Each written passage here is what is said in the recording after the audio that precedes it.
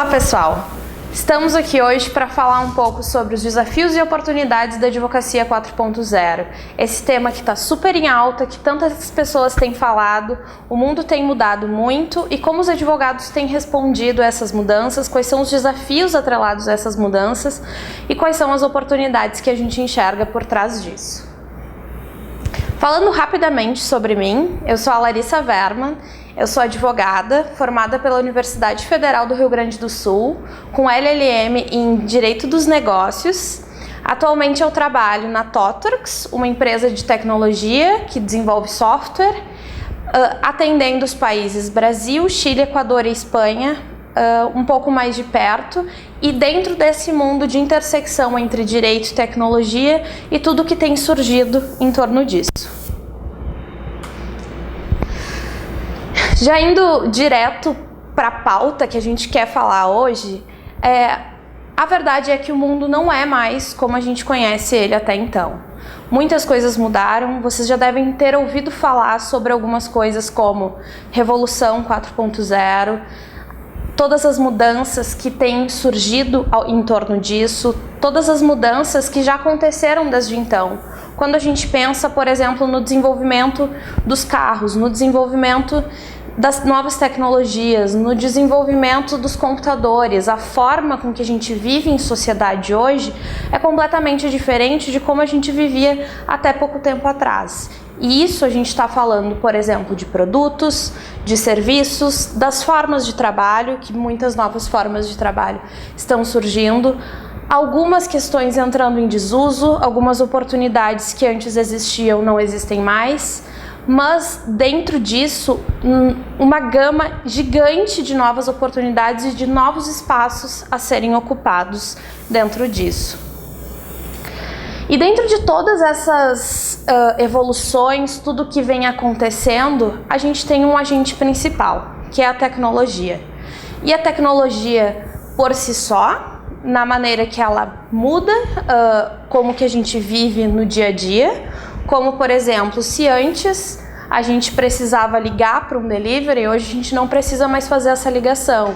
Se antes a gente precisava ligar para um ponto de táxi, a gente não precisa mais fazer essa ligação também.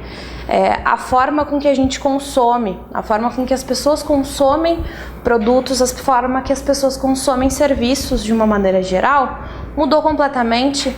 E tudo isso a gente tem por trás a tecnologia. Então a gente tem sim esse ponto dentro, a tecnologia por si só, e o quanto a tecnologia sozinha não resolve tudo também. O quanto precisamos de pessoas em torno disso, o quanto as pessoas precisam da tecnologia para se tornarem mais eficientes, para responderem também nos seus trabalhos às mudanças desse mundo. Quando a gente olha para esse novo mundo, a gente tem todo esse novo contexto. E além da tecnologia, que é o centro de tudo, e muitas dessas coisas são decorrentes da tecnologia, de ela estar tão presente, a gente tem que as coisas mudam numa velocidade nunca vista antes. Então, se antes a gente conseguia trabalhar da mesma forma durante 15, 20 anos, hoje, se a gente continuar trabalhando dessa mesma forma durante esse tempo, não vai funcionar. Dentro desse novo contexto, a gente não está falando de mudanças apenas no campo profissional, na forma com que a gente atua profissionalmente. A gente está falando que mudou a forma com que a gente se relaciona, a forma com que a gente conhece pessoas, a forma com que a gente faz conexões umas com as outras, a forma com que a gente fornece dados, por exemplo. E isso tudo numa velocidade jamais antes vista.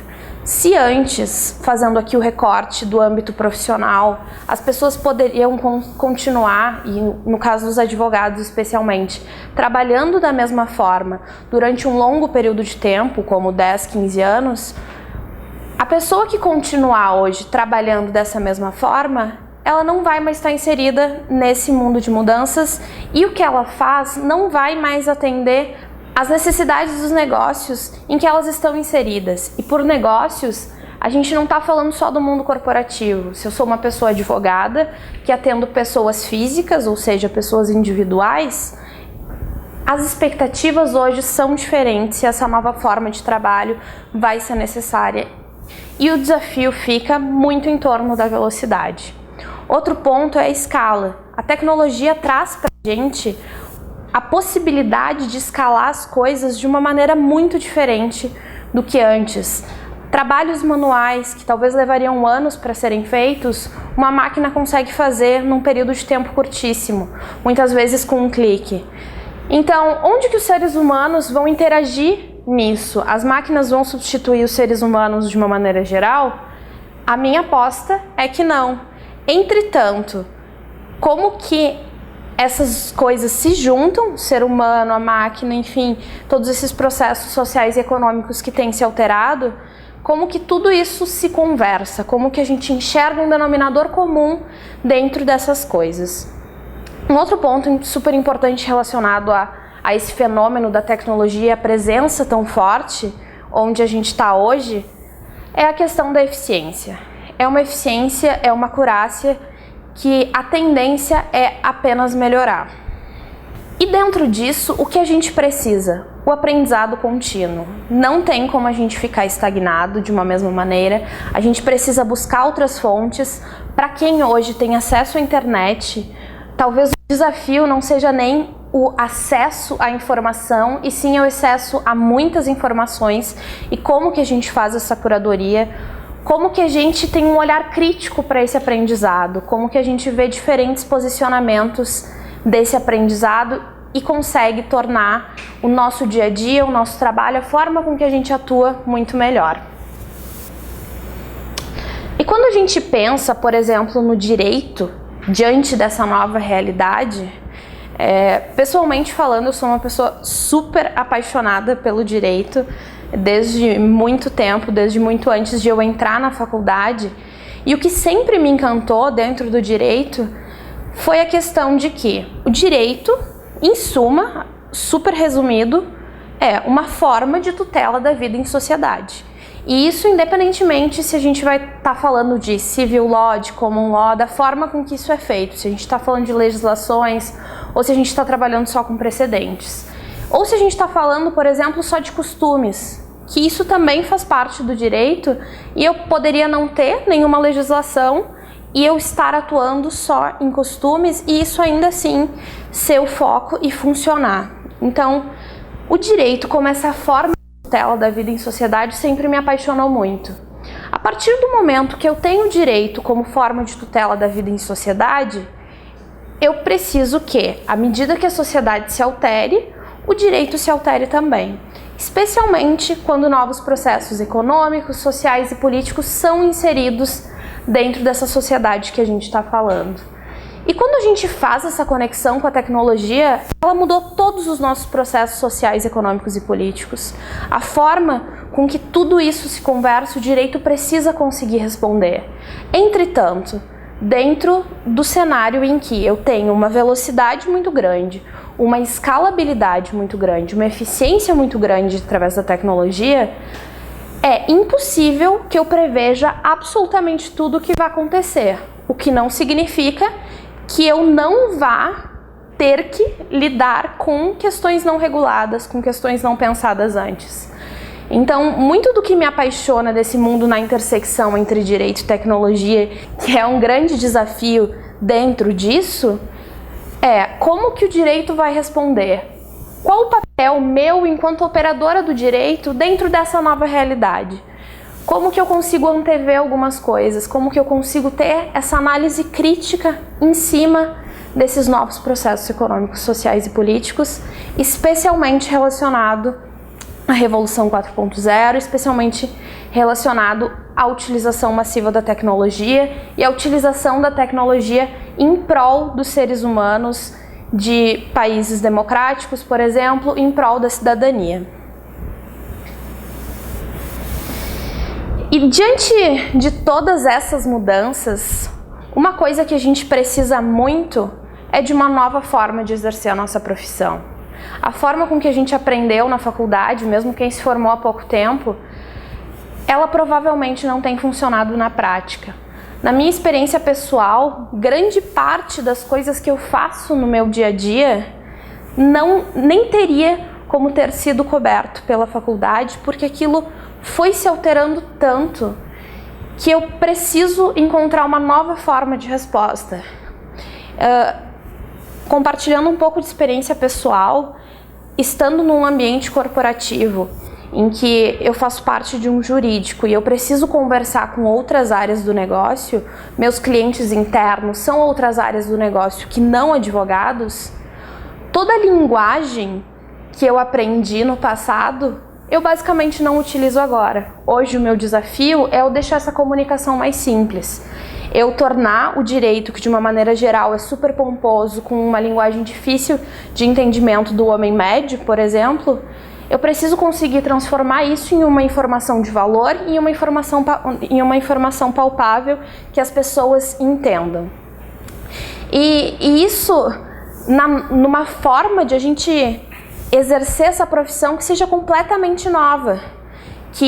Como que eu entendo quais são as dores do meu cliente, seja um cliente interno, externo, seja uma empresa, seja uma pessoa física. Como que eu faço essas conexões com essas pessoas? Qual que vai ser a forma com que eu vou me aproximar dessas pessoas? Qual que vai ser a minha forma de trabalho? E aqui o meu convite é muito a reflexão de por que eu estou fazendo o que eu estou fazendo? Por que a gente faz determinadas coisas de uma determinada forma?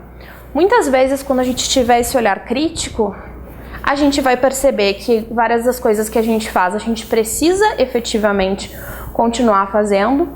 Outras, a gente vai repensar se é a forma mais eficiente, se eu estou atendendo às demandas que me são feitas, e não num sentido de atender demandas dando um check no respondi o e-mail, fiz o parecer.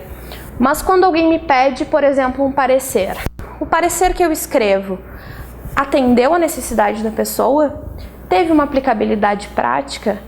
Então esse convite dessa nova forma de exercer a profissão do advogado é muito nesse sentido de orientado ao impacto. O que eu estou fazendo está causando o impacto que eu precisava ou que as pessoas esperavam que fosse causado. Então esse é um questionamento super importante de a gente fazer no dia a dia, e diante dessas mudanças a gente precisa se fazer mais e voltar para esse questionamento a todo momento. Mesmo que eu defina uma nova forma de atuação, uma nova forma de chegar em clientes hoje, daqui a 6 meses pode não ser mais eficiente. A velocidade com que as mudanças aconteceram foi muito grande, eu não consigo escalar a forma que eu estou fazendo. Então, de uma maneira geral, esse é um convite à reflexão de que a gente precisa, sim, de uma nova forma de exercer a profissão.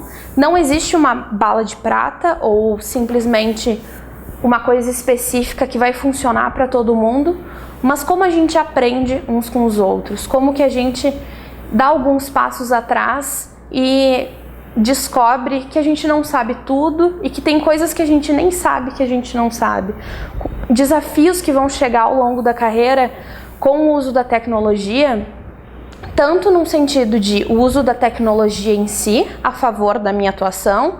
Se eu tenho, por exemplo, um software de gestão de contratos, ou se eu tenho um escritório e a forma com que eu acompanho os processos judiciais é o Excel. É tecnologia, eu não preciso ter um software de inteligência artificial dentro do meu escritório, dentro da minha empresa, para tecnologia poder agir ao meu favor.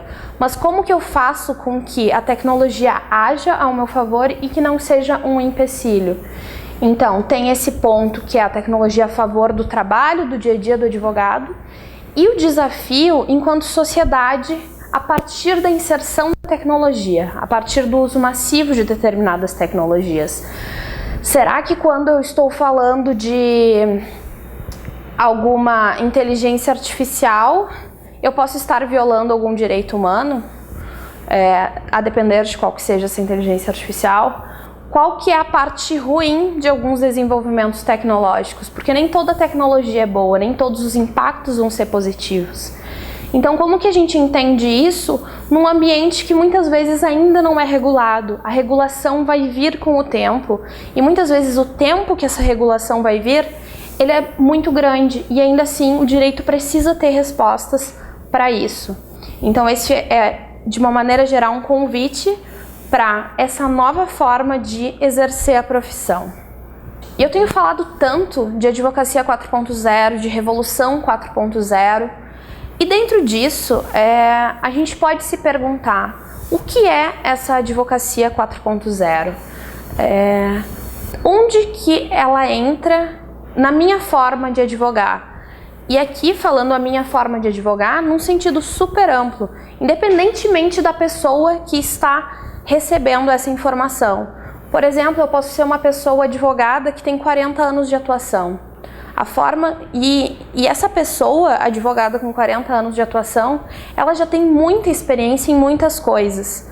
Mas qual que é o posicionamento dessa pessoa diante dessas mudanças? Ela está conseguindo ir atrás dessa nova realidade? Ela está conseguindo conversar com essa nova realidade? De novo, aprendizado contínuo. A gente precisa responder a essas mudanças de uma maneira muito mais rápida. Ou se eu estou falando de uma pessoa recém-formada, que pode acreditar que descobriu o que há de mais novo. Mas tem tantas outras coisas, tem tantas outras formas de pesquisa, tem tantas coisas que muitas vezes a gente vai pegar referências em outros países, especialmente quando a gente está falando de tecnologia. Tem países que estão muito à frente do Brasil, no tempo que tem países que estão muito atrás, mas que tem algumas discussões que a gente nem começou até aqui. Como que a gente se inspira nisso e aplica isso na nossa realidade? E não é simplesmente dar um Ctrl+C, Ctrl+V do que acontece em outro lugar, porque a gente precisa considerar o contexto cultural. Mas como que a gente antevê, como que a gente inova dentro disso? Então, em pouquíssimas palavras, a advocacia 4.0, ela é o advogado utilizando essa tecnologia, utilizando essas inovações a seu favor, e a seu favor no sentido de melhorar a eficiência, melhorar a velocidade, melhorar a agilidade. Velocidade e agilidade são coisas diferentes. Nem sempre a resposta mais rápida é a que funciona, mas como que eu utilizo tudo isso ao meu favor, ao favor do que eu estou atuando enquanto uma pessoa advogada no meu dia a dia e na forma em que todas essas interações acontecem. Porque a verdade é que, enquanto pessoas advogadas, a nossa atuação sempre é transversal na sociedade. A gente vai estar falando de diversos segmentos, de diversas regulamentações diferentes, a gente vai estar falando de diversas novas tecnologias, a gente vai estar falando de muitos ambientes regulados que estão se alterando também, a gente vai estar falando de consultas públicas, de coisas que talvez a gente nunca nem pensou sobre a regulamentação.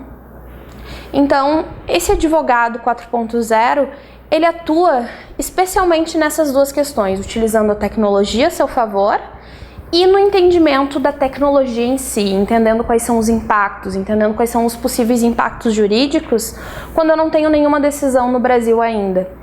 Um exemplo aqui no Brasil que está super em alta é a Lei Geral de Proteção de Dados, que, muito embora tenha uma inspiração na Lei Geral de Proteção de Dados da Europa, ela é diferente, ela tem as suas peculiaridades. Quando a gente fala de proteção de dados, eu estou falando de tecnologia? Não necessariamente. Eu posso tratar dados sem ter uma máquina fazendo o tratamento desses dados para mim. Eu poderia, talvez há 500 anos atrás, pegar um monte de bilhetes de metrô e utilizar esses dados, que aqui a gente não está falando de dados pessoais especificamente, mas falando sobre tratamento de dados em geral, e entender qual que é a estação que as pessoas mais descem para eu colocar uma ação de marketing, por exemplo. Só que o ponto é, esse tratamento levaria quanto tempo? Quantas pessoas eu precisaria ter envolvidas para fazer um tratamento manual? Então, eu consigo tratar dados sem tecnologia? Sim, super consigo tratar dados sem tecnologia. Eu consigo coletar dados sem tecnologia? Sim, eu posso passar uma lista perguntando o nome e CPF de todo mundo. Só que quanto tempo só para essa coleta? Quanto tempo para essa lista ir passando de uma pessoa para outra? Quanto tempo para eu fazer alguma coisa com essa lista? Então a gente tem um cenário em que proteção de dados pessoais ela sempre foi importante, só que a gente vem com a tecnologia e com um clique eu consigo um tratamento de dados que me dá muitas outras informações, que me dá muito mais insumos para que eu consiga, de alguma maneira, extrair informações valiosas a partir daquele tratamento de dados pessoais. E tratar dados não necessariamente é ruim, muitas vezes vai ser necessário. Muitos negócios têm tido o sucesso a partir desse tratamento de dados. E muitas vezes nem são dados pessoais, mas também dados pessoais. Muitas inovações têm surgido a partir disso. Entretanto, a gente não pode dizer que o tratamento de dados pessoais, por exemplo, ele é só positivo. Eu não posso dizer, por exemplo, que a partir do momento que eu utilizo determinado serviço e ele coleta todos os lugares onde eu estive com um foco. O foco pode ser, por exemplo, melhorar a minha experiência na utilização daquele serviço, na utilização daquele aplicativo. Mas qual que pode ser o impacto negativo? O que pode ser feito com esses dados? Por isso que a gente precisa sim de uma lei de proteção de dados e por isso que a nossa legislação chegou.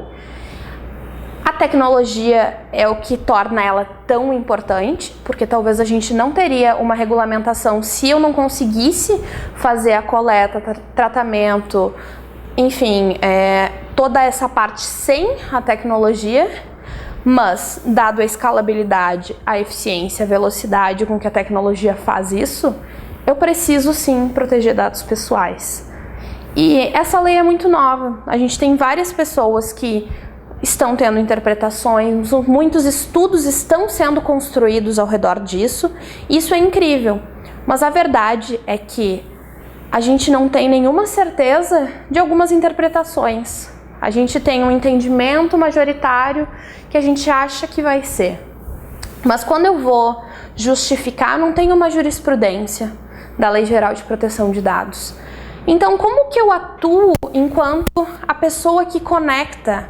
O que eu falei antes de o advogado ter uma atuação transversal, a Lei Geral de Proteção de Dados é incrível o quanto deixa explícito dessa atuação transversal, porque ela é uma lei, mas eu consigo fazer um projeto de adequação de proteção de dados sem envolver todas as áreas de uma organização e sendo uma lei que ela é aplicável para qualquer empresa, por exemplo, ou órgãos, enfim, que de alguma maneira façam uso de dados pessoais, eu preciso envolver muita gente na empresa que tem 2 pessoas trabalhando e na empresa que tem mais de 15 mil empregados no Brasil, por exemplo. Claro que os projetos vão ser diferentes e tudo mais, mas primeiro, essa oportunidade de atuação, ela é completa, ela é para todos os meios, empresas de todos os portes. Eu não consigo fazer um projeto de adequação, em segundo lugar, só com o jurídico. Até porque, muitas vezes, pegando um exemplo de empresa, o RH talvez seja a área que mais vai tratar dados pessoais e vai ter acesso a dados pessoais, vai coletar dados pessoais. Eu vou precisar falar, por exemplo, com o time de segurança da informação, porque eu vou estar falando de coletas diretas, mas eu vou estar falando também das tecnologias que o meu escritório usa, que a minha empresa usa. A gente vai ter que falar com todas essas áreas. E isso não vai poder ser da mesma forma com que a gente conversava antes entre advogados, por exemplo. Como que eu faço um projeto de adequação em que o jurídico sim é papel-chave, mas envolvendo todas essas áreas e empresas de todos os portes? Então a gente precisa sim pensar nessas inovações, pensar o advogado utilizando essas inovações a seu favor, utilizando a tecnologia, a presença da tecnologia a seu favor na atuação e pensando nos impactos da tecnologia. Então, em resumo, a gente tem 2 coisas principais quando a gente fala de advocacia 4.0. Em um tweet, a primeira é o advogado utilizando a tecnologia a seu favor no seu trabalho no dia a dia. A segunda é o advogado entendendo como essas tecnologias se conversam com o mundo do direito, o que o direito ainda não tem resposta, o que ele já tem, mas enfim, toda essa questão que envolve isso. E a partir dessa advocacia 4.0, quais são os principais desafios? A gente tem uma infinidade de desafios de uma maneira que a gente não viu antes, então sequer a gente sabe quais são as soluções, sequer a gente sabe o que funciona pra gente. A gente precisa começar a buscar mais isso. Então a gente tem desafios que são técnicos. A parte técnica relacionada à tecnologia. Tanto eu entender qual tecnologia que me ajuda, se a tecnologia que está me ajudando, que eu coloco um monte de informação dos meus clientes, informações, nós advogados lidamos com muitas informações confidenciais, se aquela tecnologia é segura. Como que eu descubro se aquela tecnologia é segura? Com quem eu conto para isso? Como que eu construo como que eu reviso um contrato, por exemplo, de uma tecnologia que não é regulada, não tenho certeza como vai ser entendido? Como que eu posso dar, por exemplo, conselhos para startups com tecnologias completamente inovadoras? Como que eu vou dizer se existe alguma ilegalidade no que elas estão falando, alguma potencial ilegalidade, se eu não tenho muito parâmetro? Muitas vezes a gente já vai ter visto algum caso parecido, algum caso análogo, que a gente consegue fazer essa construção em cima. Só que outras, a gente vai ter que se basear, a gente vai ter que voltar, por exemplo, para a filosofia do direito, para a teoria geral do direito e fazer essa aplicação, porque eu não tenho um artigo específico de uma lei para dizer isso pode, isso não pode. Muitas vezes a gente vai estar trabalhando, enquanto advogados 4.0, em lacunas de legislação, em que a gente não vai fazer ideia, em que quando a gente for pesquisar, quando a gente for conversar, a gente vai ter ideias completamente opostas e as duas vão parecer fazer sentido. Mas como que eu consigo dar mais segurança? Como que eu consigo me munir do maior número de informações possíveis? A advocacia, de uma maneira geral, ela é muito fechada ao erro e eu entendo completamente o porquê disso, porque como que um advogado vai dar uma recomendação que depois não vai funcionar e tudo mais. Mas se a gente quer trabalhar nesse ambiente de inovação, a gente vai ter que se experimentar. E se experimentando, a gente vai errar. A inovação precisa de erros para ela acontecer. A inovação técnica do advogado, muitas vezes a gente vai cometer alguns erros. Mas como que eu consigo ter esse aprendizado contínuo, eu ter a maior gama de informações possíveis para me munir? Como que eu sei onde eu pesquiso, com quem eu falo, quem é referência em algo desse tipo? Então a gente tem muitos desafios técnicos e que eles vão mudar. Se hoje a gente se por exemplo, ano passado, quando a Lei Geral de Proteção de Dados ainda não tinha tomado tanta forma nas discussões, as alterações legislativas, eu tinha algumas coisas, eu podia achar algumas coisas. A gente vai ter que aprender essa parte técnica e o que eu aprender hoje, o que eu estiver discutindo hoje, pode mudar completamente daqui a 6 meses. Vai vir uma tecnologia nova, vão vir novos desafios, vão vir elementos novos, vão vir decisões diferentes que talvez vão ir mudando ao longo do tempo. Então, se até então o direito acabava sendo muito mais engessado e eu conseguia ter justificativas para tudo, eu conseguia ter um embasamento doutrinário, embasamento jurisprudencial, eu conseguia trabalhar com dados de decisões mesmo anteriores, talvez agora a gente não vai mais conseguir. Então tem um desafio técnico gigante que muda toda hora. Eu posso construir um parecer maravilhoso hoje sobre uma determinada inteligência artificial que daqui a 1 ano não vai mais fazer sentido dado o que foi se alterando. Vai vir uma outra inteligência artificial diferente que vai me trazer novos desafios.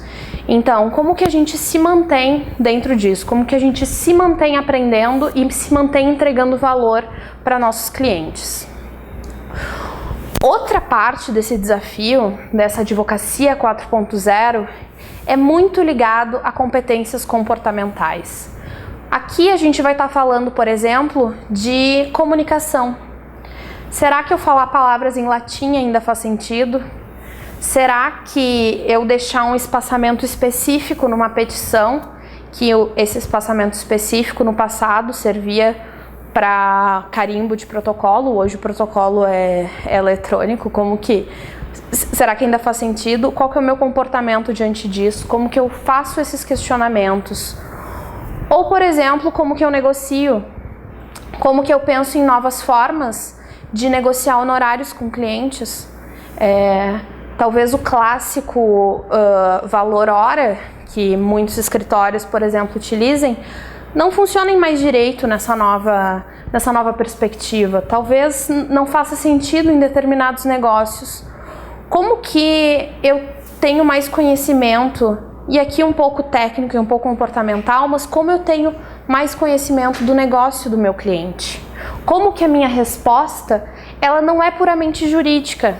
E aí aqui sim, vai ter uma questão técnica jurídica, mas vai ter uma questão de contexto do negócio do meu cliente. O que importa para ele?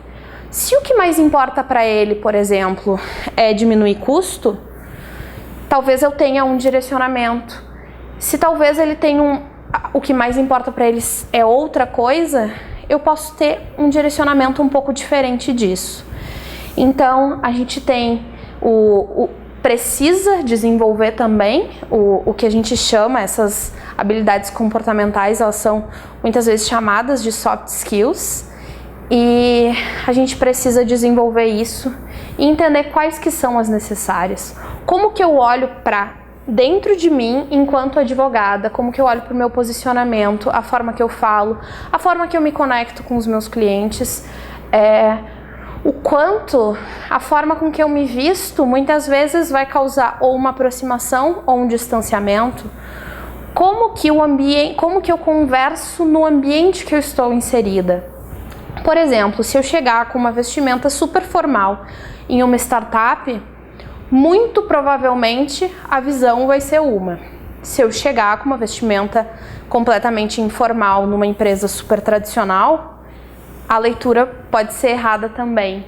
Então, como que a gente faz essas leituras de ambientes? Isso está completamente relacionado a habilidades comportamentais, habilidades de inteligência emocional, habilidades relacionadas, por exemplo, à negociação, à oratória.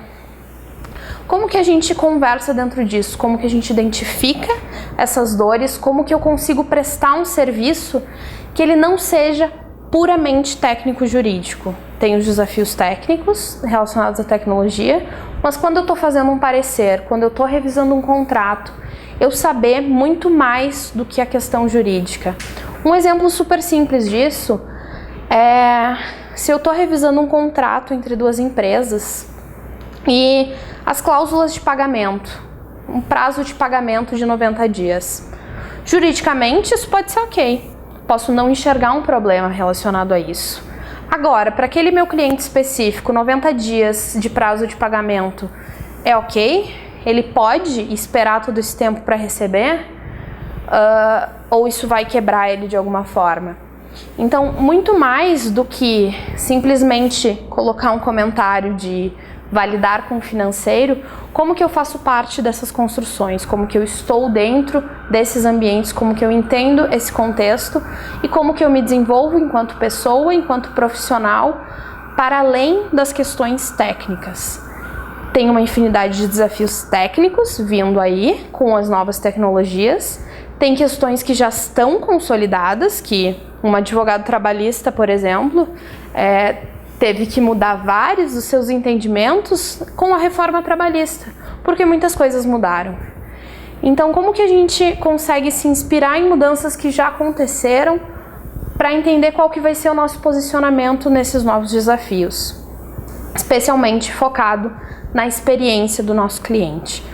Como que ele nos enxerga, porque no final do dia, a minha equipe precisa estar extremamente satisfeita, mas de onde vem, aonde tem a questão financeira, é relacionado a clientes. Então, como que eu pego tudo isso e eu entendo, eu desenvolvo a minha advocacia, eu repenso a minha forma de advogar, eu tenho alguns outros focos. Outro desafio que está relacionado a comportamentos e técnico é que hoje a gente tem muitos especialistas em determinadas áreas. Com essas mudanças de mundo, essas mudanças de contexto, claro que não tem como eu ser especialista em 10 áreas, mas como que eu preciso ter também um conhecimento mínimo de outras áreas para saber para eu pelo menos saber que pode ter um impacto. E os desafios vão depender sempre do contexto em que a gente vai estar inserido. Entretanto, os desafios virão para todas nós e a gente precisa ter respostas para isso, a gente precisa buscar meios de cobrir isso. E com esse tanto de desafio que tem, desafios tão profundos que muitas vezes não tem uma resposta única, com respostas que estão sendo construídas, a gente tem uma outra infinidade de oportunidades. E aqui o ponto principal é como que a gente aproveita essas oportunidades, como que a gente abraça elas, como que a gente ocupa espaços que talvez antes a gente nem pensava que uma pessoa advogada poderia ocupar. Como que eu defino quais espaços eu enxergo em aberto e eu quero estar presente. E para isso a gente precisa estar completamente abertos. Se eu pudesse falar em uma mini frase o que significa esse novo advogado, essa nova forma de advocacia, essas novas expectativas, eu definiria como a pessoa advogada como efetivamente uma parceira do negócio. De novo, negócio aqui eu não me refiro só a ambiente corporativo, dos negócios em que a gente está inserido, em todos os negócios que a gente vai fazendo. Então, como que eu me torno efetivamente essa pessoa parceira de negócio? Como que eu desenvolvo as questões técnicas, por exemplo, para eu conseguir cobrir? Como que eu descubro que talvez eu tenha que saber mais de proteção de dados, de inteligência artificial, de smart contracts, blockchain, a depender do ambiente em que eu estou inserida? Como que eu busco essas informações? Porque elas vão chegando e existem muitos espaços a serem ocupados e faltam pessoas. Tem gente, inclusive nessa questão de proteção de dados, tem gente que brinca que a privacidade não está morta, ela está contratando. Porque veio sim um monte de oportunidades e a gente tem aqui oportunidades. Quando a gente fala de oportunidades técnicas, novos papéis enquanto pessoas advogadas. Por exemplo, a figura do encarregado na Lei Geral de Proteção de Dados. Muitas vezes, mesmo que não precise ser uma pessoa advogada, precisa ter um conhecimento jurídico. Então, muitas vezes, essa pessoa encarregada vai ser um advogado. E dentro disso, quais são os conhecimentos que eu preciso ter? Eu preciso ter um conhecimento muito mais do negócio e aplicar a lei ao negócio. Eu preciso fazer com que essas coisas se conversem. Dentro disso, por exemplo, eu posso ter redes de inovação dentro de escritórios jurídicos, que é uma figura que vem se consolidando muito em pessoas pensando exclusivamente em como inovar dentro do escritório. Em como um escritório, por exemplo, de contencioso, qual que é a forma que eles recebem novas demandas? Qual que é a forma de acompanhamento?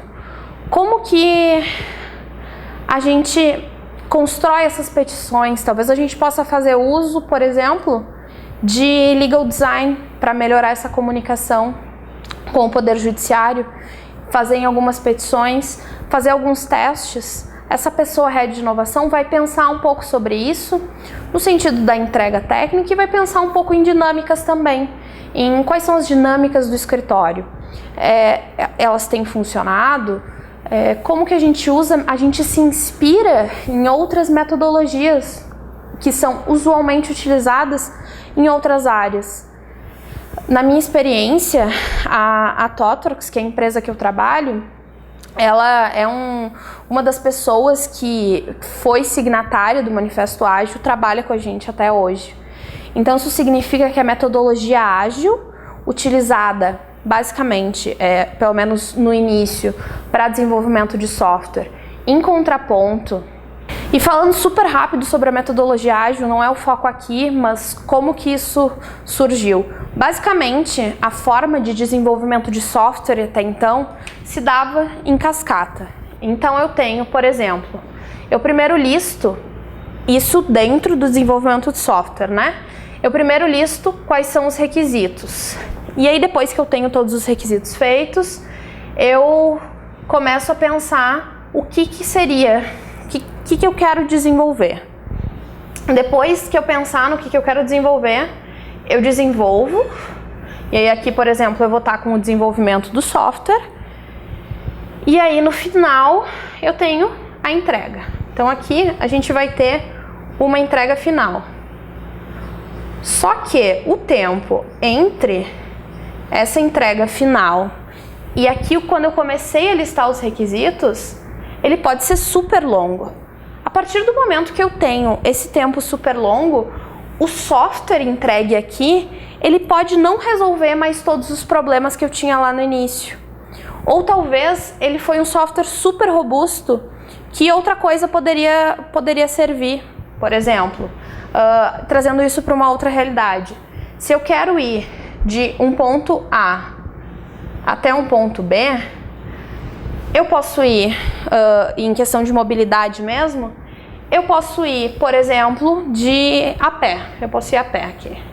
Eu posso ir de patinete, de bicicleta, de carro. Todos eles vão chegar no que eu preciso, que aqui vai ser ir do ponto A até o ponto B. Só que a depender dessa distância, eu vou precisar de um meio diferente, a depender do tempo que eu preciso para chegar e tudo mais, porque eu consigo caminhar grandes distâncias a pé, com certeza, mas qual que é o tempo? Só que se a distância entre o ponto A e o ponto B for 100 metros, é muito mais fácil eu ir a pé do que eu construir um carro para eu ir do ponto A até o ponto B. Isso muitas vezes vai acontecer com o software. E aí quando a gente passa, por exemplo, para a forma de desenvolvimento ágil, eu vou ter iterações em que eu vou fazer um alinhamento inicial, por exemplo, só que eu já vou começar a desenvolver o software. Aí eu vou descobrir no meio do caminho um bug, algo que não funcionou. Aí eu vou passar para outra interação. Então essa correção de bugs e o desenvolvimento, ele é parte do desenvolvimento natural. Então eu não vou ter que chegar aqui no fim e descobrir que uma das coisas não funciona e voltar no início. Ou eu não vou chegar no fim e descobrir que eu não preciso daquilo. No desenvolvimento ágil, eu vou conseguir ir descobrindo tudo isso ao longo do desenvolvimento para eu chegar, então, numa entrega final que esteja muito mais adequada ao que... Uma entrega final que esteja muito mais adequada ao que eu preciso, à realidade daquele momento, e eu já vou perceber essas pequenas entregas de valor, porque o software ele já vai estar começando a criar forma, eu já vou poder fazer alguns testes e tudo mais. Isso no contexto de desenvolvimento de software. Quando eu falo, por exemplo, de eu escrever um contrato sobre isso, um contrato de desenvolvimento de software, o que é mais fácil? Se eu tiver o desenvolvimento em cascata, obviamente, porque eu vou conseguir listar absolutamente tudo. Se eu tiver que escrever um contrato em que o desenvolvimento de software se dá pela metodologia ágil, vai ser diferente porque eu não tenho certeza exata do que vai ser a entrega final. O que vai compor essa entrega final? Quais requisitos vão estar, quais não vão estar? E é um desafio para o jurídico? Com certeza. A primeira vez que eu vi isso, eu pensei, a gente vai escrever um cheque em branco, o cliente vai escrever um cheque em branco. Quando eu comecei a entender como funciona isso, o quanto precisa de confiança. Afinal de contas, um contrato são duas partes que se unem para um mesmo fim. E aqui eu utilizei o exemplo do desenvolvimento de software, que é onde a metodologia ágil começou. Como que eu aplico isso para o direito? Talvez eu não consiga fazer sempre dessa forma, mas como eu pego alguns elementos da metodologia ágil que funcionam para mim, algumas cerimônias, por exemplo. As pessoas, costumam fazer stand-ups, que nada mais são que reuniões rápidas de alinhamento, saber se tem algo bloqueando, enfim, para que todo o time esteja na mesma página. A gente faz isso internamente enquanto time jurídico. O time não é dividido, por exemplo, se eu estiver num escritório, o time não seria dividido necessariamente para uma pessoa faz a petição inicial, outra pessoa faz só a contestação, enfim, como que isso vai fazendo. Então isso significa simplesmente que eu pego o que tem aqui e aplico para a minha realidade? Não, mas eu vejo elementos que eu posso aplicar para a minha realidade. E aqui esse é o desafio, como que a gente se inspira em outras áreas, em outras tecnologias, como que a gente conversa mais, como que a gente é mais colaborativo enquanto advogados. Tudo isso faz parte das oportunidades que a gente vê para ter essa parceria de negócio. Como que eu coleto todos esses inputs, esses contextos diferentes e eu transformo em um entregável, em algo palpável que tem muito mais valor do que teria se eu fizesse sozinho. Então, quando eu falo em oportunidades aqui, eu vou focar muito em a pessoa advogada como parceira do negócio, em ela entendendo o negócio em que ela está inserida e como que a atuação dela pode ser mais estratégica, por exemplo, como que ela antevê, por exemplo, questões éticas relacionadas à tecnologia, que eu vou estar falando sim de coisas técnicas. E quando eu vou estar falando de coisas técnicas, nem sempre eu vou estar pensando em ilegalidades, algumas vezes sim. Mas qual que é o posicionamento que essa empresa quer ter? Quando eu falo de proteção de dados, qual que é o nível de adequação que essa empresa quer ter? Não num sentido de tem um mínimo ali, que todas as empresas têm que estar adequadas, mas isso pode ser um diferencial competitivo, como é, por exemplo, a Apple super vende questões de privacidade como diferencial da empresa. Se a empresa quer ter esse diferencial competitivo, é algo que é valorado, digamos assim, é um foco da empresa, eu preciso fazer um programa de adequação completamente diferente. E como que eu construo isso enquanto case? Então, as oportunidades aqui, dividindo também em duas grandes áreas, oportunidades específicas de novos papéis que têm surgido, como, por exemplo, o encarregado, o head de inovação que eu falei, como, por exemplo, pessoas que vão trabalhar exclusivamente com jurimetria, que é fazer essa análise de dados de decisões judiciais e entender, e muitas vezes com a ajuda da própria tecnologia, né? Muitas vezes não. Sempre para ser eficiente com a ajuda da tecnologia, para entender determinado posicionamento, tendência de posicionamento, por exemplo. Então, a gente tem essas questões que são espaços específicos, novas oportunidades de nome de profissão mesmo. E só que assim, vocês podem me perguntar, Larissa, e se eu não quiser ser nada disso? A gente tem toda uma segunda gama de oportunidades que são oportunidades e muito em breve, se não já são necessidades, essa nova forma de atuação enquanto pessoas advogadas, utilizando a tecnologia ao favor, sendo essa parceria de negócio e as pessoas, a gente agindo de uma maneira diferente, a gente mostrando a que veio. E uma reflexão bem importante aqui é o quanto a gente vai acompanhar essas mudanças, o quanto a gente vai se posicionar.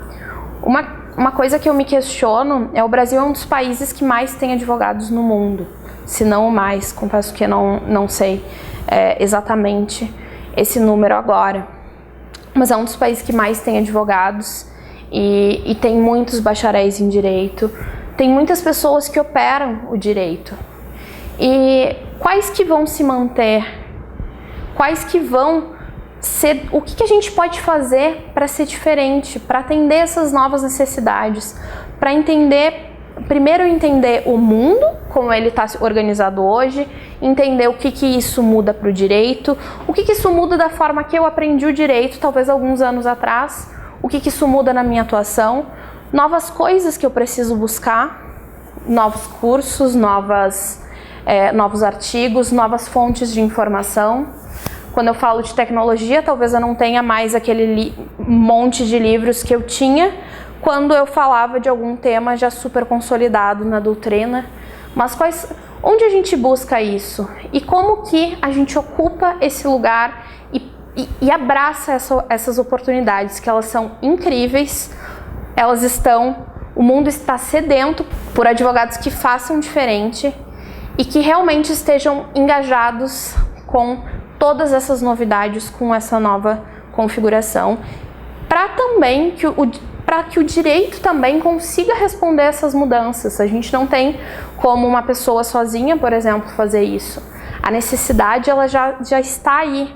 Como que a gente faz parte da construção dessa resposta? Como que a gente abraça essa oportunidade e é efetivamente mais eficiente, a gente utiliza a tecnologia, a gente se abre para todo esse mundo novo.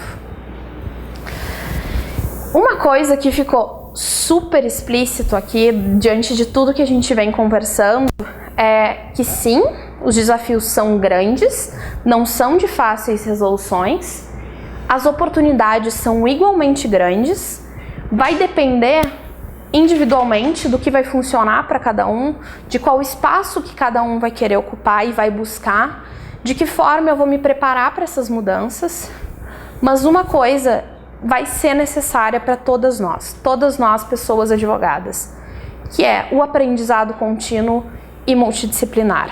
A gente precisa aprender continuamente, a gente precisa beber informações de fontes diferentes, a gente vai precisar discordar, a gente vai precisar construir esse olhar crítico, tanto técnico, olhar crítico para o que eu estou entregando tecnicamente, será que aquela recomendação é a melhor recomendação? Será que a minha tese é a melhor, é o caminho que eu deveria estar seguindo? Quanto na forma que eu estou fazendo. Será que a forma que eu estou fazendo ela é a mais eficiente? Como que eu bebo de outras fontes? Como que, por exemplo, na metodologia ágil que eu falei antes, eu vejo o que funciona para mim. Talvez eu chegue à conclusão que na minha realidade não tem essa aplicabilidade. Mas como que eu tenho conhecimento que isso existe? Que outras pessoas advogadas estão aplicando? Em geral, pessoas advogadas são muito... Como que eu posso dizer?